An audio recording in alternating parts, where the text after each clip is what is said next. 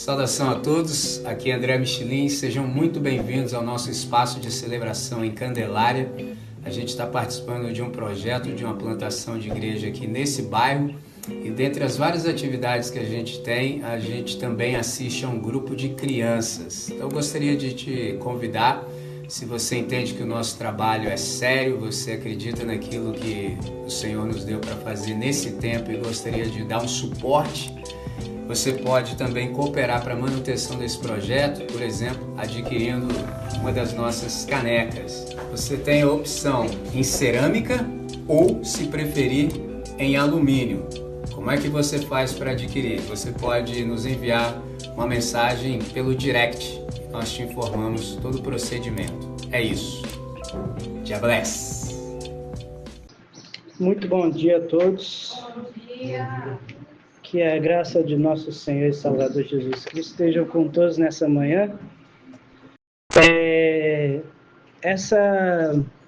Esse mês, no qual nosso pastor se encontra de férias, eu trouxe como tema para a nossa mensagem, para todas as mensagens, as 4 mensagens desse mês, um título: Perdendo Tudo para Ganhar a Alma. Semana passada a gente conversou sobre perder a vida. Que para ganhar a alma, para ganhar a vida, a gente precisa perdê-la. E aí eu conversei com vocês e eu disse que há uma vida a ser perdida para que a gente tivesse a condição de ganhar a outra. E aí, só fazendo uma breve distinção entre uma e outra, a vida que precisamos perder é a vida do egoísmo, é a vida do eu, é a vida da independência de Deus, da independência da comunidade. Essa vida a gente precisa se livrar. E a vida com a qual a gente deveria ganhar é a vida da alma, é a vida da dependência, é a vida do nós. É onde eu paro de falar eu e começo a falar nós. Então, a gente conversou sobre isso na semana passada. E hoje a gente vai falar sobre perder a fé. Aí você pode estar pensando assim, pronto, lá vem. Aí, a heresia aí, ó. Negócio de perder fé. Olha lá o pregador lá, viajando. O cara sobe lá para falar de fé, mas fala que tem que perder a fé. É isso aí mesmo. É isso aí mesmo. A gente precisa perder a fé. Então, hoje o título é Perdendo Tudo para Ganhar a Alma, 2 pontos, perdendo a fé. E eu, como vocês sabem, durante muitos anos da minha vida, se bobear não, com certeza eu tenho mais tempo andando de skate do que tempo sem ter andado. A minha vida inteira eu passei em relacionamento sério com esse objeto de madeira. Minha vida inteira. E eu quero contar um pouco da minha história para vocês, só para vocês entenderem, minha história de relacionamento com o skate. Eu,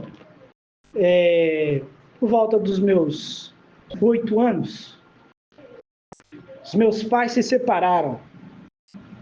Eu não entendia nada daquilo ali que estava acontecendo. Hoje, entendendo, eu concordo, a separação dos meus pais foi mais do que necessária, muito necessária. E eu, com 8 anos de idade, não foi apresentado os motivos, obviamente, e também eu não entendia, não compreendia. Aquilo fez com que eu entrasse em um buraco negro da minha alma. Eu coloquei minha alma no buraco negro. E aí eu comecei a ter grandes problemas em relação à tristeza. Eu tive uma tristeza profunda, hoje a gente daria o nome de depressão. Naquela época eu não tinha diagnóstico disso. E durante muito tempo eu fiquei sendo uma pessoa cheia de ódio no coração, cheia de raiva, porque eu não entendia aquilo ali. E nos meus 10 anos de idade, eu tinha me tornado o pior ser humano que eu podia ser. Eu brigava na rua, me envolvia com as paradas erradas e tinha um grupo de amigos que todos eles me obedeciam, porque na hierarquia eu era a autoridade deles, com 10 anos de idade. E aí, foi nessa toada durante um tempo, até 2009. 2009, fiz 13 anos. O meu irmão sempre andou de skate, desde que eu nasci. E eu sempre que eu queria andar de skate, eu pegava o skate dele, ele não gostava. Mas aí, ele simplesmente foi e conseguiu comprar um skate que eu lembro até hoje. Ele trabalhava descarregando o caminhão, e aí ele descarregou o caminhão o mês inteiro, ganhou R$150, foi lá e comprou um skate novinho para mim. Toma aí, com R$150. E me deu de aniversário, em setembro de 2009. 11 de setembro de 2009. E aí, desde aquele dia, eu só tive olhares para o skate. Eu comecei a andar de skate tanto que eu não tinha tempo para mais nada. E aí a galera que eu estava me envolvendo errado, eles perceberam isso e eles simplesmente falaram assim, deixa aí, o negócio dele é skate, deixa aí. Simplesmente, naturalmente, saí do movimento e fui andar de skate. E o skate, na minha visão, na forma com a qual eu enxergava, era o objeto da minha fé, era o objeto da minha salvação. Eu enxergava isso. Porque o skate me livrou de passar por coisas que os meus amigos que estavam comigo lá no movimento todos passaram. Éramos um grupo bem grande, onde 99% das pessoas não sobreviveram. Todas foram assassinadas. E eu, e talvez mais 2 não foram. Mais um está preso até hoje. E, enfim, o skate na minha vida era isso. Era o objeto da minha salvação. E quando eu falo para você assim, olha só, a gente tem que perder a vida para ganhar a alma, tem que perder o mundo para ganhar a alma. Entenda uma coisa, eu não estou falando de salvação, eu não estou falando de soteriologia, porque uma vez salvo, sempre salvo. O sangue do Cordeiro foi derramado e conhecido com efeito antes da fundação do mundo. Então eu e você somos lavados nesse sangue. Agora, quando eu falo de perder a alma, entenda que eu estou falando de perder a capacidade de viver. Eu posso estar salvo, mas não ter a capacidade de viver. Eu posso estar salvo, mas o meu coração ser tão insensível a ponto de que eu não consiga nem me relacionar, nem comigo mesmo, quem dirá com outra pessoa. Então, esse é o tema que a gente conversou na semana passada, perder a vida para salvar essa alma. E na história do Ocidente, até um certo ponto, todo mundo estava de bem com a fé. Todo mundo estava de bem com a fé. Até um certo ponto. Meus avós, eles estavam de bem com a fé. Meus avós estavam de bem com a fé. Meu tetravô estava de bem com a fé. Meu tataravô estava de bem com a fé. Meu tataravô veio da Irlanda. Aqui, ó. Veio da Irlanda para quê? Plantar uma igreja no Brasil. Ele era um missionário católico. Plantou lá em São Paulo, lá a igreja. Tem o nome dele. E em 1600, a família Fleming, esse é o meu sobrenome, a família Fleming ganhou o título do famoso King James, da Bíblia, conhece a Bíblia? O famoso King James. Ganhou o título dele de conde, a família inteira, lá na Inglaterra. Porque um arcebispo era muito próximo ao King James. E esse arcebispo era chamado de Nicholas Fleming. Ele era um dos Fleming da minha família. Então, a minha família, até a chegada aqui do Brasil, estava todo mundo em paz com a fé. O mundo estava bem com a fé. Mas houve um momento na história que tudo começou a pegar fogo. Houve um momento na história que pessoas não aceitavam mais opressões feitas em nome de Jesus. Houve um momento na história que usaram Jesus até para fazer o nazismo. Não sei se vocês sabem, mas uma das grandes inspirações de Hitler era Martinho Lutero. Então,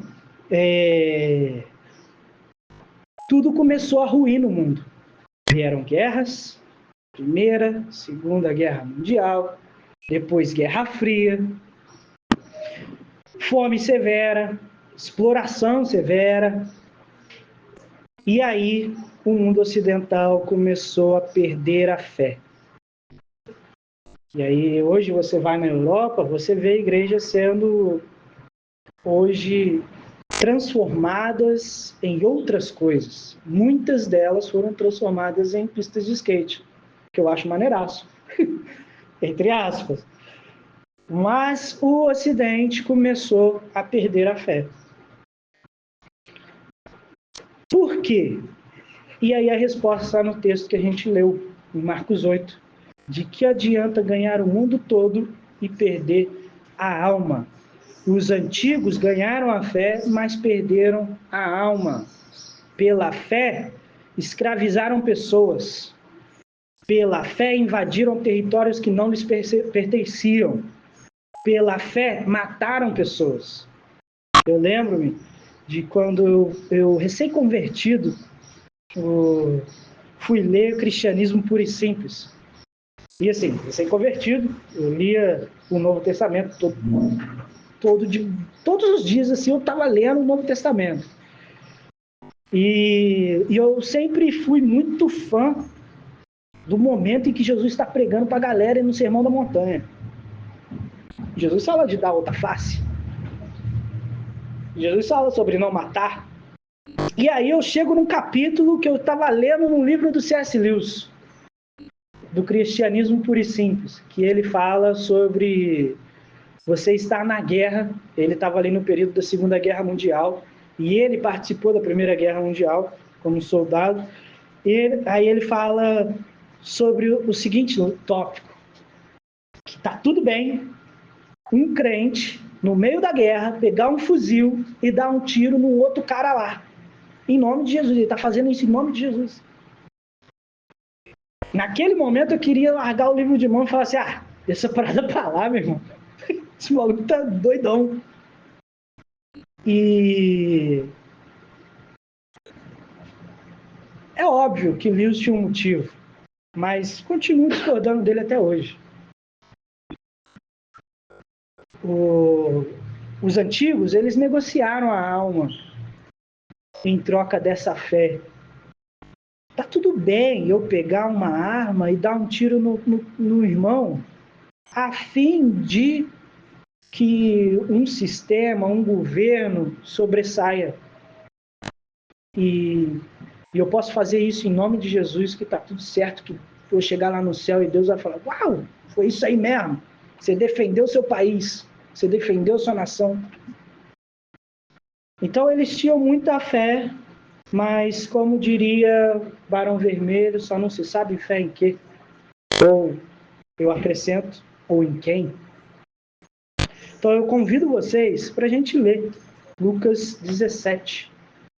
Lucas 17.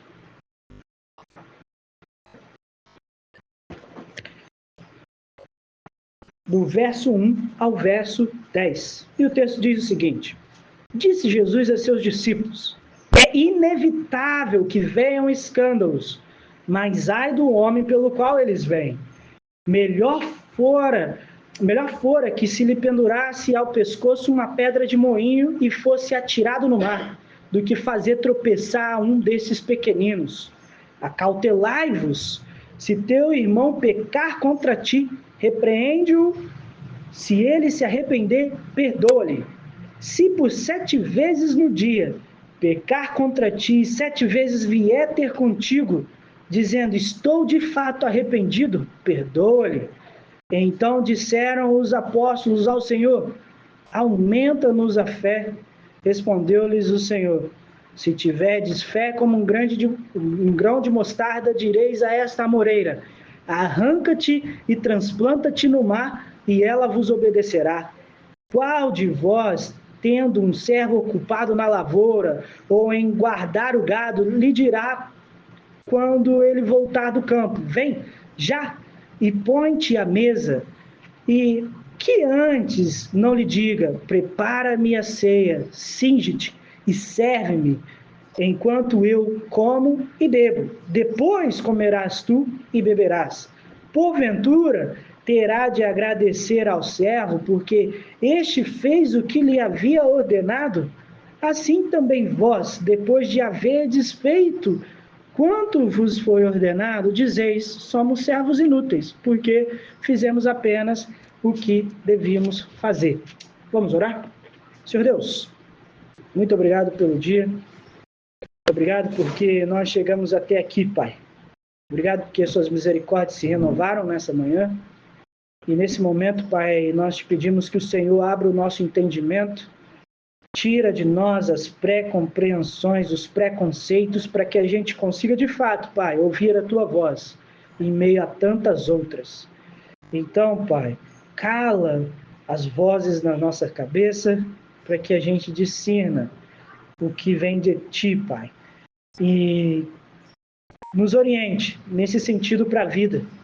Em nome de Jesus, amém. Bom, vamos lá. Vocês podem perguntar assim, mas o que esse texto tem a ver com perder a fé? Vou chegar lá, fica tranquilo. Vou chegar lá. Aqui Jesus ele alerta sobre falsos mestres que fazem com que os pequeninos na fé desviem dos seus caminhos. Isso faz com que o que não está desenvolvido, que não é maduro o suficiente na fé, deposite a mesma em lugares que vão fazer com que ela venha a morrer. E isso acontece de montão. Por exemplo, eu conheço pessoas que depositaram a fé em instituições religiosas e quando perceberam...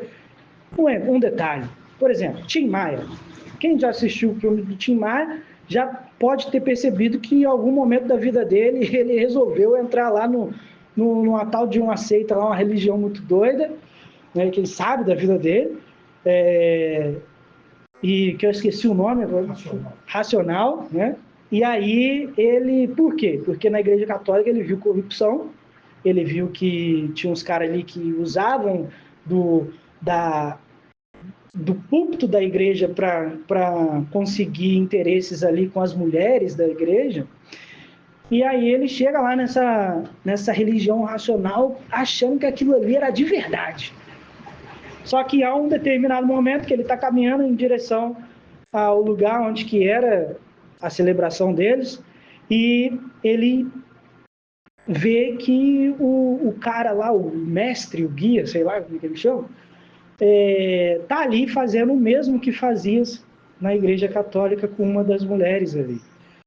Aí Tim Maia perde a fé, larga tudo de mão e simplesmente vai embora. Então, Jesus está alertando sobre isso, sobre falsos mestres que fazem com que os pequenos depositem a fé em lugares que não é para se depositar a fé. Lugares que vão fazer que sua fé de fato morra. Então Jesus prossegue, no verso 3 e 4, Jesus inicia dizendo, acautelai-vos, a palavra no grego é proseco, que significa vigiai, estejam atentos. É um alerta para que o discípulo venha se autoexaminar. Logo, prossegue dizendo que isso tem a ver com perdoar pecados. E os discípulos, não sei se vocês sabem, eles entenderam que perdoar pecados tinha a ver com fé. Mas, enfim, Jesus prossegue: se o teu irmão pecar contra ti, repreende-o, corrija-o, é necessário. A repreensão está diretamente ligada da possibilidade de que alguém venha se arrepender e então perdoe-o. Quantas vezes ele de fato se arrepender? Aí tem esse lance do de fato se arrepender, porque a palavra utilizada no texto é metanoia. Então, metanoia é uma transformação de vida. E aqui eu vou abrir um parênteses. Há pessoas que só aprendem levando sacode da vida. Como o André costuma citar um provérbio árabe, que ele fala que pessoas são como tapetes. Às vezes a gente precisa dar uma sacudida. Tem pessoas que só funcionam dando uma sacudida. E precisam, de fato, dessa repreensão e perdão diariamente. Então, os discípulos entendem que, para que isso aconteça, é necessário que eles precisam mais de fé. E eles pedem para Jesus. E a resposta de Jesus é um tanto quanto curiosa nesse ponto. Se tiverdes fé do tamanho de um grão de mostarda, a palavra fé aqui é pistes, no grego, e que carrega dois sentidos. Assim, o dicionário do grego aqui, dois sentidos. Um, indica uma convicção baseada na confiança em uma pessoa e no seu testemunho. 2, a confiança propriamente dita na qual essa convicção descansa. É mais do que uma simples convicção intelectual de que uma pessoa é fidedigna. Pressupõe uma relação pessoal com o objeto da confiança, ou seja, um sair de si mesmo para descansar em outro. Entenda que no texto, eles estão pedindo o número 1. A gente precisa de fé para acreditar no que ele está falando, se ele de fato se arrependeu. E Jesus, ao responder da fé como um grão de mostarda, ele está falando do número 2. Jesus enfatiza que não é uma questão de quantidade, e sim de qualidade. Jesus, no verso 7 ao 10, usa uma ilustração também um pouco curiosa. Por que tem a ver ali o servo que trabalhou o dia inteiro e quando chega e você não vai colocar ele para comer, primeiro ele tem que te servir? O que isso tem a ver? Isso é para comunicar que o discípulo precisa entender qual é, de fato, o objeto da fé. E o objeto da fé não é si mesmo, e sim o seu Senhor. Ou não é qualquer outra pessoa, e sim o seu Senhor. Pois toda vez que o discípulo pensa em si antes de Jesus, ele depositou sua fé no lugar errado. Em Jeremias, no capítulo 17, verso 5, diz a seguinte frase: assim diz o Senhor, maldito é o homem que confia no homem e faz da carne o seu braço e aparta o seu coração do Senhor. É basicamente isso que Jesus está falando. E aí você pode se perguntar assim, tá, beleza, o texto aqui, você falou de pistes, você definiu o que o texto quer dizer ali sobre fé, mas o que de fato é fé para a gente? Para o texto bíblico, assim, vamos pegar a Bíblia num todo, em Hebreus, capítulo 11, vai dizer o seguinte: ora, a fé é o firme fundamento das coisas que se esperam e a prova das coisas que não se veem, porque por ela os antigos alcançaram testemunho.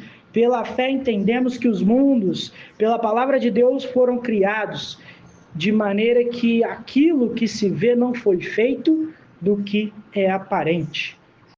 N.T. Wright define esse texto dizendo: a fé é o que dá segurança às nossas esperanças, é o que nos traz convicção a respeito de coisas que não conseguimos enxergar.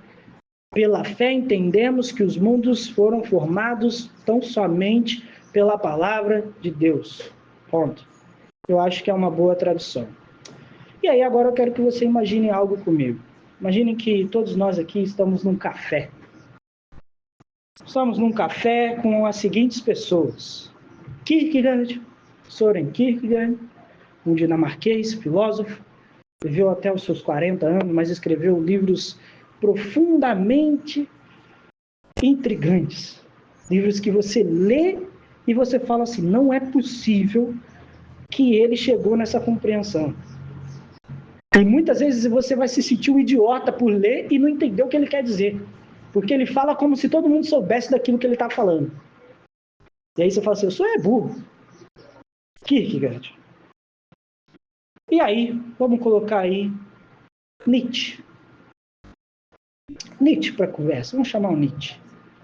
Nietzsche era um pouco contemporâneo de Kierkegaard. Na verdade, quando Kierkegaard falece, Nietzsche ainda não tinha começado a escrever os seus livros. E vamos colocar aí outra pessoa, Ludwig Feuerbach. Eu não sei falar no alemão, mas muita gente fala Feuerbach. Mas, vou falar assim, Ludwig, ele era um cara excepcional também, excepcional. Alemão, excepcional. A análise dele sobre a questão da sociedade e a religiosidade é surreal. É surreal. E assim, vamos deixar esses três na conversa. E a gente está ali vendo os três conversar. Kierkegaard começa dizendo que a fé é um ato de coragem. É um ato de coragem. Uma escolha em se relacionar com Deus, apesar de todas as incertezas e de todas as contradições da vida. Kierkegaard começa dizendo isso. Nietzsche responde, ora, a fé é como dançar na beira do abismo. Segundo o próprio Nietzsche, a tal da fé, na verdade, queria mesmo era... Quem tem fé quer mesmo é fugir da realidade, criar um mundo inexistente.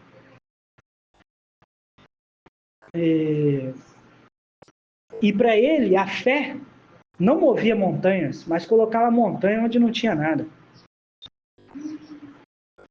E aí eu imagino a conversa entre ele e o Kierkegaard de maneira extraordinária. Nietzsche dizendo para Kierkegaard, eu perdi a fé. Não sei se vocês sabem, os dois eram muito parecidos, porque Kierkegaard e Nietzsche eram dois filhos de pastores. Os dois eram filhos de pastores. E as críticas que ambos fizeram foram muito similares também. Só que aí tem um ponto. Eu acho que Kierkegaard, ele até tinha críticas mais profundas e mais severas do que Nietzsche. Só que Kierkegaard responde para Nietzsche assim, eu ainda creio. Eu ainda creio.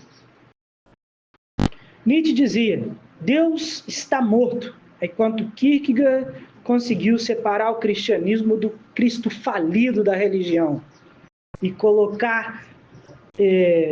conseguiu separar esse Cristo falido da religião ao Filho do Deus vivo.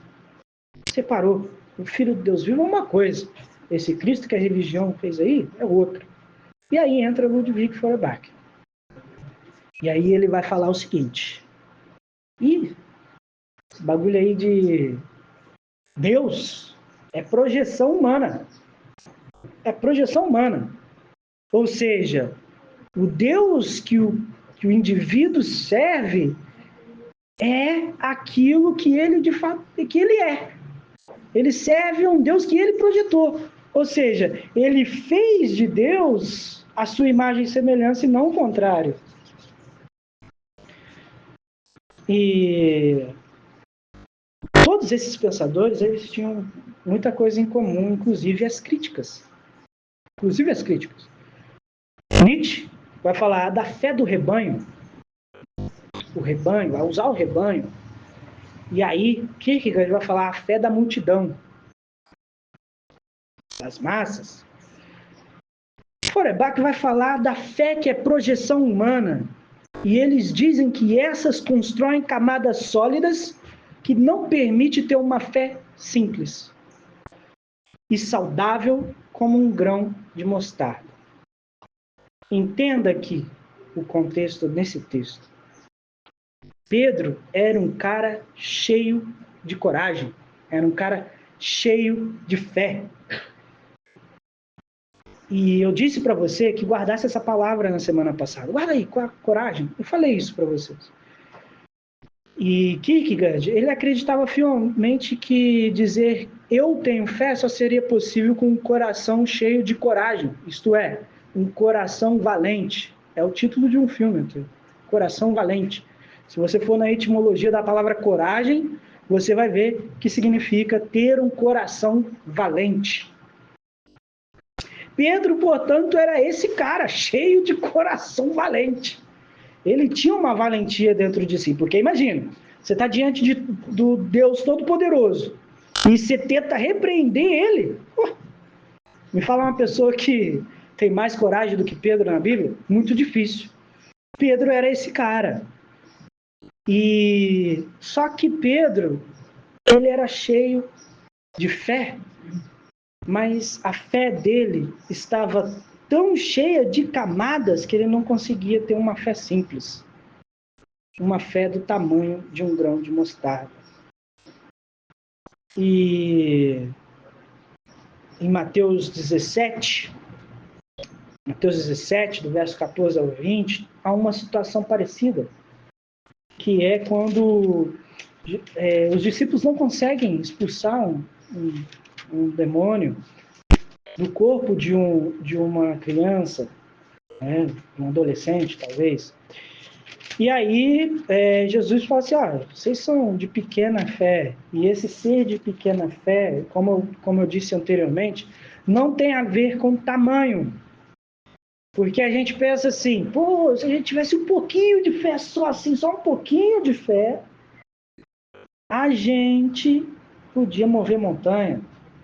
Só que não é esse o intuito de Jesus, entenda, não é esse o intuito de Jesus. Não é falar sobre quantidade, mas sobre qualidade. Quando ele fala do grão de mostarda, ele fala sobre qualidade.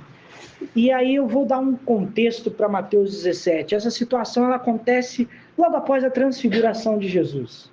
E aí lembra na transfiguração de Jesus, que estava em Jesus, Elias, e Moisés, Pedro, a primeira coisa que ele fala é assim, Jesus, muito bom estar aqui, muito bom.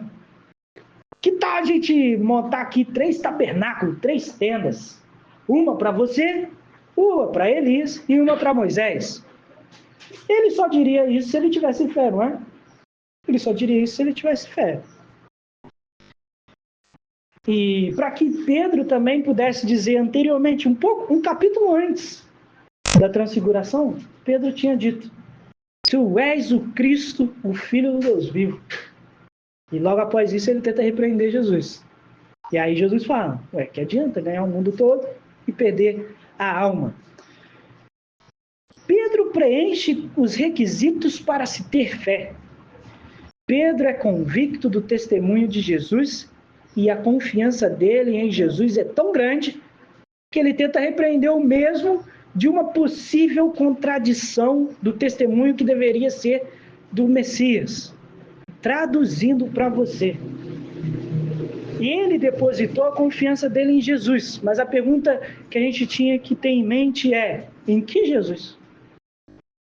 Em que Jesus que ele depositou? O Jesus ou o Jesus que ele queria que Jesus fosse? Porque é um abismo gigantesco. Antes de me casar com a Pietra, eu me dei de encontro com vários argumentos sobre casamentos. E eu lembro do nosso amigo Ciro falar a seguinte coisa para mim assim. Ele falou assim, muitas vezes nós queremos casar com a pessoa que a gente pensa que a outra pessoa é. Ou que a gente gostaria que ela fosse. E não com a pessoa de fato. E isso faz todo sentido. A gente projeta nas pessoas aquilo que a gente acha que eles são ou que a gente gostaria que eles fossem. E muitas vezes as pessoas fazem isso com a gente e depositam isso sobre nós e a gente começa a se tornar aquilo ali mesmo. Forçadamente. E às vezes sem perceber. E aí a gente vai aos poucos deixando de ser quem a gente é. Só que Jesus não rola isso. Jesus nunca deixaria de ser quem ele é. E aí, quando Pedro vai repreender, Jesus ainda dá uma na cara dele. E Pedro só repreende Jesus porque ele o amava e porque ele havia se comprometido totalmente com ele. Isso é fato. Só que ele projetava em Jesus um Jesus que não era. E a resposta é muito mais simples, a resposta de Jesus. Você, Pedro e os demais, e os outros discípulos, vocês precisam perder a fé. Vocês precisam perder Jesus. Aí você vai falar, agora é heresia mesmo, perder Jesus, esse negócio aí, não, fica tranquilo. E aí a pergunta que fica é, por que perder a fé? Por quê? Por qual motivo? Por qual motivo? Perder a fé é um passo importantíssimo para o discípulo. Ter o momento em que enfrentamos face a face o escândalo. Lembra dessa palavra no texto que nós lemos? Escândalo. E ai daquele que fizer a pessoa cair em escândalo, né? Entrar em escândalo. Escândalo na Bíblia, há algumas possibilidades aqui. Jesus fala certamente em algum momento quando João Batista está preso e aí ele manda que os seus discípulos fossem interrogar Jesus. E aí Jesus fala assim, e bem-aventurado aquele que não se escandaliza em mim ou por minha causa. Então, há como se escandalizar por causa de Jesus. Isso é fato. E há também como se escandalizar por causa de outrem, de outras pessoas. É fato. Só que se escandalizar por Jesus é de outra forma. Se escandalizar por conta de outras pessoas, aqui nesse texto, é em relação a falsos mestres. Há pessoas que fazem isso propositalmente para que as pessoas sigam outros caminhos, que não é Cristo. E a resposta de Jesus é basicamente: vocês precisam passar pelo escândalo. Vocês precisam perder a fé. Vocês precisam ter esse momento em que vocês enfrentam face a face o escândalo.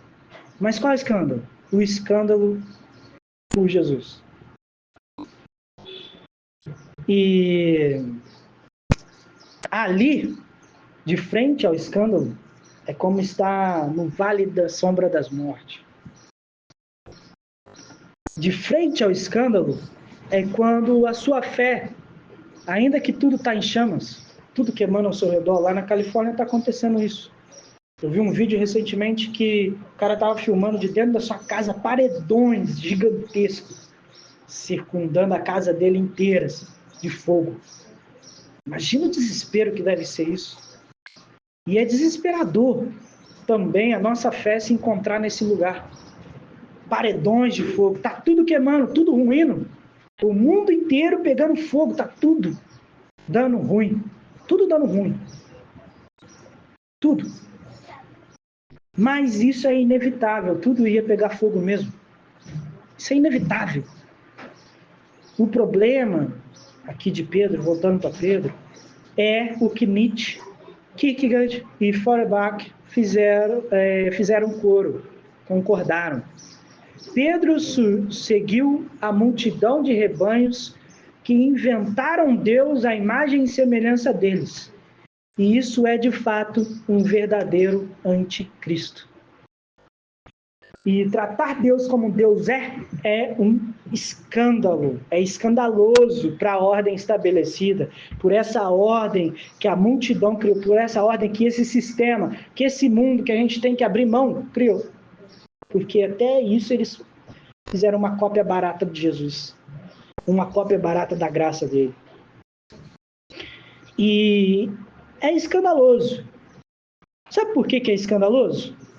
Sabe por que é escandaloso? Porque imagina, Rua Azusa,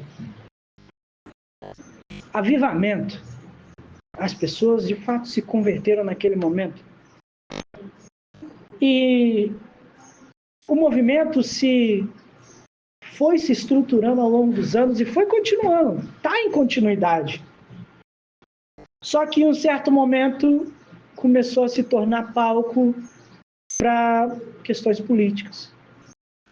Começou a se tornar palco para interesses próprios.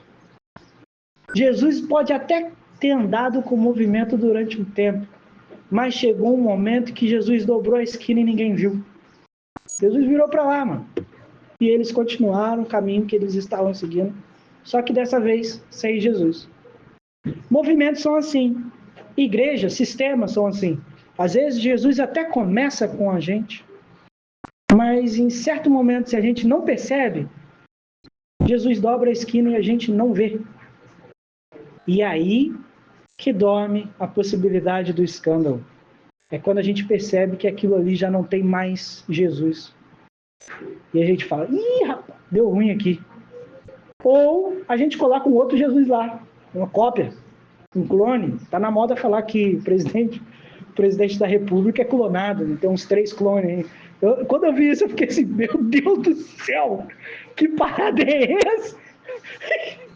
Os caras tiram fotos de diversos ângulos do presidente da República para dizer que não é a mesma pessoa, como se as pessoas não mudassem de ano para outro.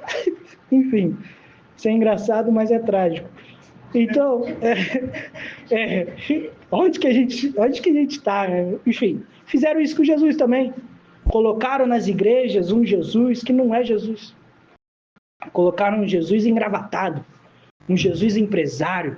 Esses dias eu estava vendo aí o cara falando que Jesus era macho. Era macho. Jesus caía na porrada com os outros. Jesus...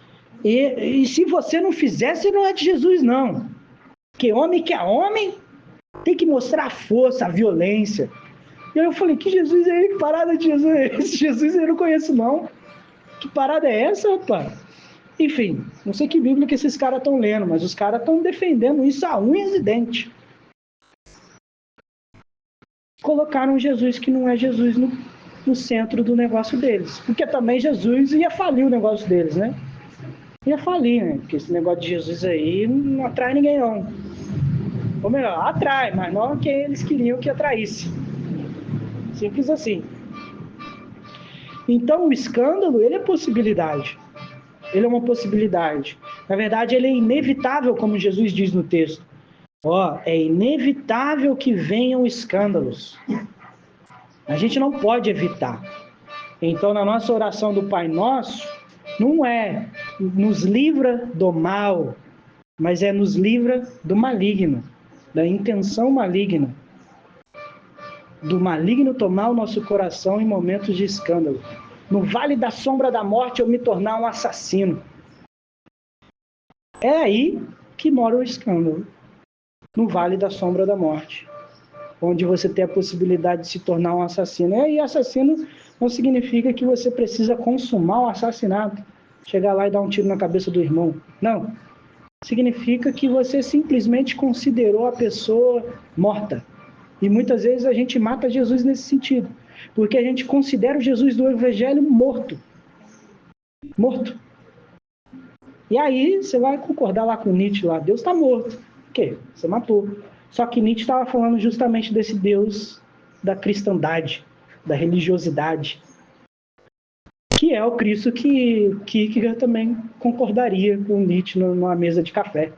Falando, realmente esse daí, se não morreu, a gente tem que matar. Se não morreu, a gente tem que matar mesmo, tá? Então, eu não sei vocês, assim, eu já conheci muita gente que perdeu a fé. E aí eu quero ilustrar com um livro que eu gosto muito, do Dostoiévski, dos irmãos Karamazov. Inclusive, boa leitura, leiam, mas sempre que vocês forem ler esse livro, levam consigo um bloco de notas. Todo nome que aparecer lá, você coloca lá, esse é fulano de tal. Por quê? O livro é dessa grossura, e tem 200 nomes. 200 nomes. Só que os nomes são tudo em russo, meus amigos. Para mim, todos eles são iguais. Se eu não falar assim, esse é fulano de tal, eu nunca vou entender quem está falando o quê. Eu não vou entender. Porque tudo termina com It, Ov, Romanov, Ivanovich, e tudo igual. E você fala assim, meu Deus, não vou conseguir terminar esse livro nunca. Porque você não vai conseguir entender. Então, façam isso. É um conselho que eu dou para você. Tá? E aí, nos Irmãos Karamazov, tem lá a figura do Inquisidor. O Inquisidor, ele é uma figura meio santa. Ele é santo. A gente conseguiria colocar ali o Inquisidor como Jesus, várias vezes, em diversos momentos da história. E o Inquisidor, ele é conhecido como uma pessoa de muita fé. Mas sabe por quê? Porque ele tratava todo mundo com misericórdia e bondade. Ele tratava o ser humano como ser humano. Só que tinha um dos irmãos Karamazov, que era o Ivan, que ele tinha perdido completamente a fé porque ele não conseguia entender como que o mundo estava do jeito que estava, as injustiças com as pessoas. Ele não conseguia entender e ele questionava, Deus não existe, ele falava isso. E o Inquisidor, a figura do Inquisidor serviu para que Ivan ele simplesmente reconhecesse que existia um Deus tão somente pela bondade de poucas e humildes pessoas. Porque o mundo está um caos lá fora. E se eu acreditar que a gente, depois que convertido, a gente não vai sofrer nada, se alguma religião fala assim, você crê em Jesus, porque se você crê em Jesus aqui, você vai chegar lá na loja de carro e falar assim, me dá esse carro em nome de Jesus. E você vai levar o carro, o cara fala, não, em nome de Jesus também. Se alguém pregar isso para você, foge, porque aí é falso mestre. Porque aí vai te levar para o escândalo. Porque você vai chegar lá na loja e o cara vai rir na sua cara e vai falar, ih, doidão, endoidou, você acha que eu vou te dar um carro de 60 mil? Em nome de Jesus? Aqui Jesus não tem vez não, meu irmão, aqui é mercado, aqui é money. Como diria Mano Brown. 60 mil é barato. Não, 60 mil é um carro popular, usado. Enfim. Então, o indivíduo ele vai chegar na loja e não vai conseguir pegar o carro, e aí ele vai começar a ter os seus problemas com a fé. E aí o indivíduo periferizado, que foi posto na periferia, ele vai olhar para os irmãos da igreja, ver que os irmãos têm, alguns vão ter 2 carros por família, outros vão ter até mais, 4, 5, a média de carro, porque a Volta Redonda é uma das cidades que tem mais média de carro do que pessoas, tipo assim, questão de pessoas, assim, enfim. E aí, o periferizado, no mal tem uma bicicleta, com pneu furado ainda. E aí ele chega e ele fala assim, meu irmão, Deus só é Deus pros caras, porque pra mim não tá dando não. Todo dia eu tenho que ficar lá pelejando para conseguir comprar um botijão de gás, mano. Todo dia eu tenho que pelejar para que eu consiga, que a Light não corte a minha luz, para que eu consiga, sei lá, dar banho no meu filho. Um banhinho quente. Sabe? Então, esse Deus é um Deus falso. Esse Deus é um Deus falso. E a gente precisa, nesse momento, quando a gente está de cara com esse Deus falso, procurar Jesus. Porque, às vezes, é sobre perder Jesus. E aí, lembra da parábola da dracma perdida? O reino de Deus é como uma mulher que perdeu uma dracma. E ela procura na casa toda, ela varre, chama as amigas para limpar a casa toda. E quando a encontra como? Com alegria, ela pula de alegria. Então, Jesus é essa dracma perdida. Às vezes é sobre isso. É sobre você estar com Jesus aqui agora e perder Jesus de vista. E ficar desesperado, querendo um encontro com Ele novamente. Esse é estar num vale da sombra da morte. Esse é estar de frente para o escândalo. Aonde é que está Jesus nisso? E aí, quando você encontra alegria para o seu coração. Então, Kierkegaard, ele acreditava que o escândalo era produzido por essa imagem que Feuerbach falou, projetada de Jesus. Projetada pela ordem estabelecida. E ele acreditava que esse escândalo era necessário para todo mundo. Todo mundo precisa passar por esse escândalo. Pedro passou. Por isso que ele tenta repreender Jesus. Então, faz isso não, porque o Messias jamais se sujeitaria a isso. Mas Pedro amava de verdade Jesus. E ele estava falando aquilo ali do fundo do coração dele. E é desesperador estar nessa situação. Você está ali, o cara que você acredita que vai salvar tudo. Fala que vai morrer. Você fala, ih, rapaz, o plano foi por água abaixo. Então não tem salvação para ninguém. E isso é desesperador. É de fato desesperador. Mas a gente precisa ter esse encontro com a fé genuína. Um encontro com a fé que é do tamanho de um grão de mostarda. Um grão de mostarda é deveras rígido. Não sei se vocês já pegaram na mão, quem já fez a acupuntura, coloca na orelha e tal. Grão de mostarda. Se aperta, o negócio é durão, mano. Uma fé firme, como um grão de mostarda.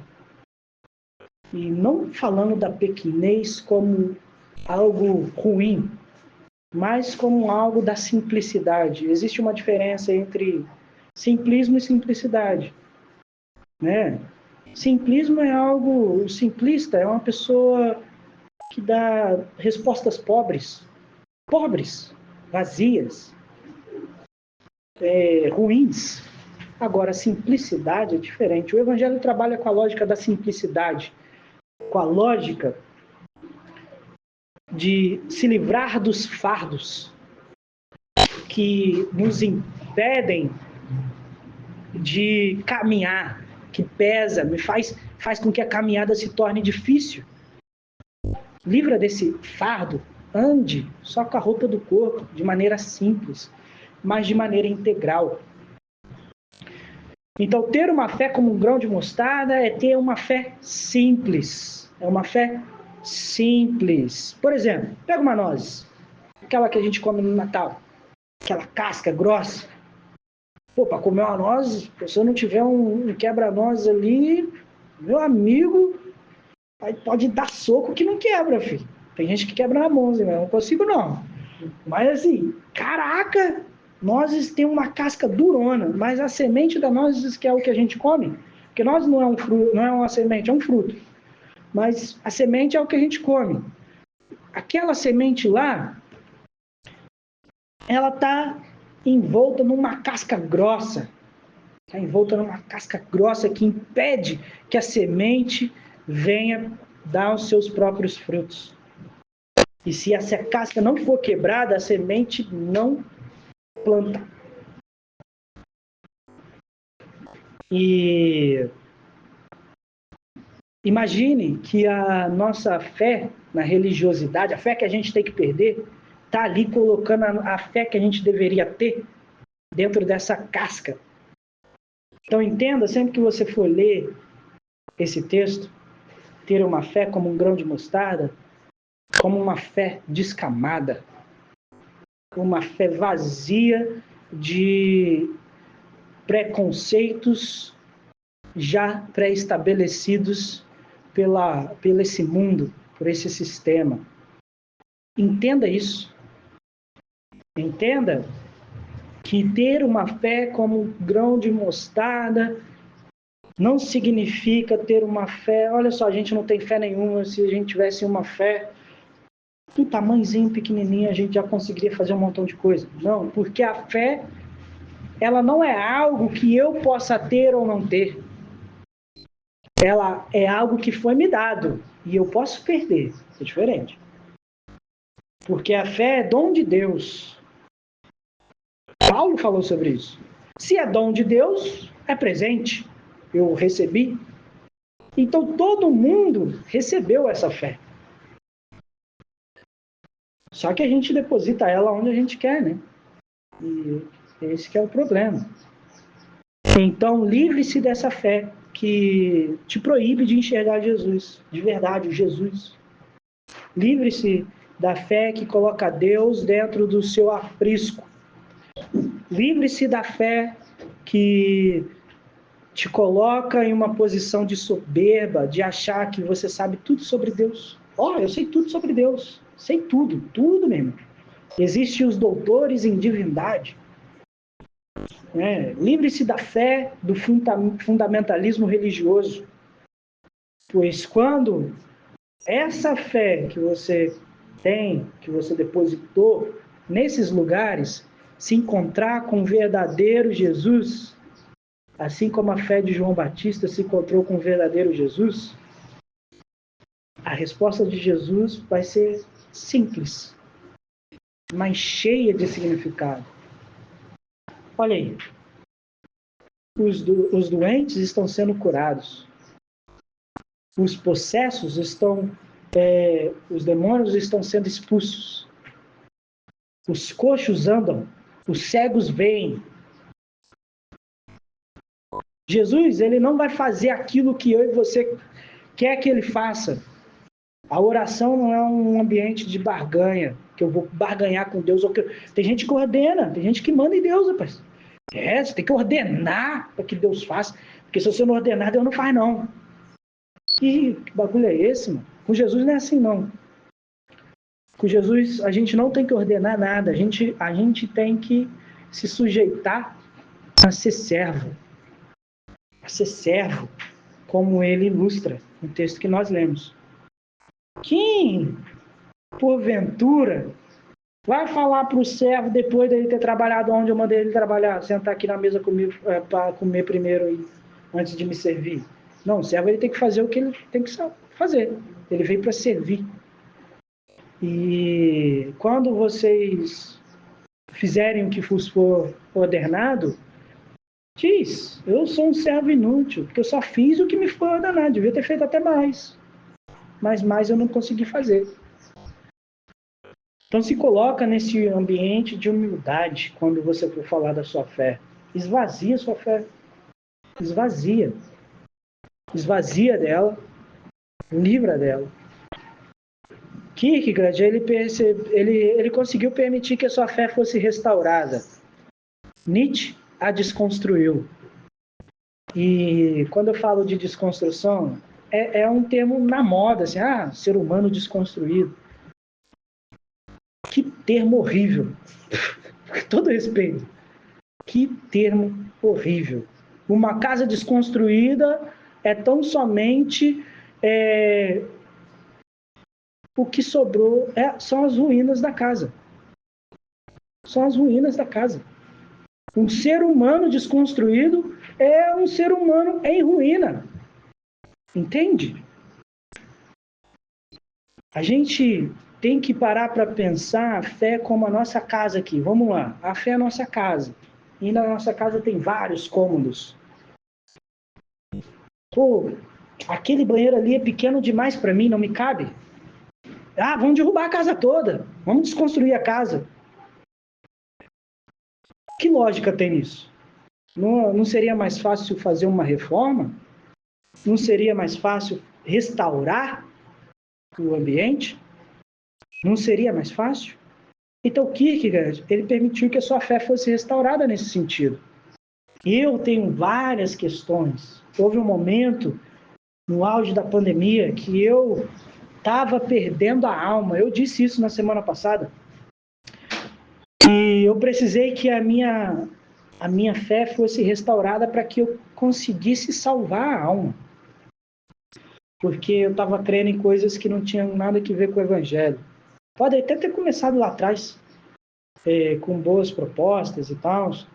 Jesus poderia estar envolvido naquilo ali lá atrás. Mas à medida em que eu vou caminhando com Jesus diariamente, eu tenho que fazer pequenas reformas na minha casa. Aliás, uma casa que não é feita reforma, os fundamentos dela acabam ruindo. E às vezes a gente acha que uma parede que sustenta aquela casa, mas aquela parede ali não serve de nada. Só está ali para empecilho mesmo. A gente pode derrubar. Então a gente pode derrubar alguns conceitos teológicos, conceitos da minha própria fé, e ficar em paz com Deus. Eu posso derrubar, construir uma parede nova de maneira diferente, e enfim, e assim vai a vida. Kierkegaard conseguiu permitir que a sua fé fosse assim, restaurada. Já Nietzsche não. Nietzsche se tornou um ser humano desconstruído de fé. Já o Ludwig Feuerbach, ele já não construiu nem nada, não. Nem construiu nada, não, deixou esse negócio para lá. Então, às vezes, perder a fé é sobre perder Jesus também, como eu disse. Mas estar sempre à procura dele. É estarmos dispostos a procurar sempre que ele virar uma esquina e a gente não for capaz de segui-lo. Às vezes, a comunidade começa até fazendo bem, mas não dá certo. Fazendo ali, está caminhando com Jesus, mas aí Jesus vê, essa parada aí já era para estar em outra parada, vamos para outro caminho. Jesus foi e a gente não viu. E aí chega um momento em que você se vê diante do vale sombrio da morte da alma, porque não consegue mais encontrar-se com Jesus verdadeiro, porque são tantas camadas de fé religiosa que te impede de ver a simplicidade do Evangelho. E você cria um outro Jesus para você. Você cria, eu crio. Você cria, ou você descria, desconstrói essa imagem e não constrói mais nada também. E aí você tenta fugir daquela imagem que caricaturaram Jesus para você, que é uma caricatura o que a religião faz de Jesus, é uma caricatura. E aí você perde a alma em troca da sua fé. A fé que você depositou no lugar errado. A fé no Jesus errado. A fé no movimento falido. A fé em si mesmo. E aí, eu quero finalizar com a gente pedindo para que vocês, a partir de hoje, reparem a fé que vocês têm. Se ela está depositada no Jesus do Evangelho, que aí Jesus do Evangelho é uma pessoa, e pessoas são pessoas.